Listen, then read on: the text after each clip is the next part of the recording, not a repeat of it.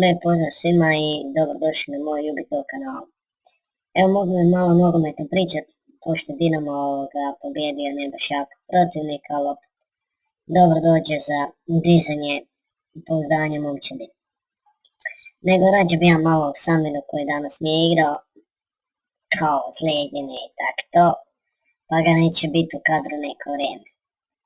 Pošto će biti slobodan od utakmica, i siguran sam da će mu dostati klicanje navijača koji ga dižu u nebesa i na svakom koraku slušam kako je to veliki hendikep za momčad i sva sreća da Repka sad ne igra jer bi bila izrazito oslabljena, ne?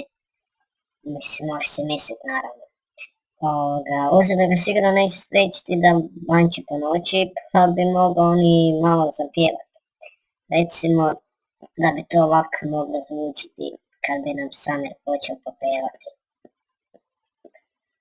O Dinamo, moj dragi, ja ću danas vani. Biće loma, biće tuge, jer neko će ostati bez cure. Samir to sve rešava po redu, jer ja sam i bila i šarmer u selu. Na mene lijepe sve se žene, čak i muški kad ne krene. Nisam kriv što tako sam bajan, čovjek bi rekao da sam sjajan. Žalosti me i duša boli, kad me novina vrijeđa, što me ne voli. I kaj volite vi na to, a? Strahota, ne?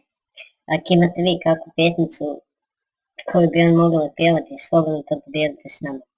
Svako dobro i lijep pozdrav.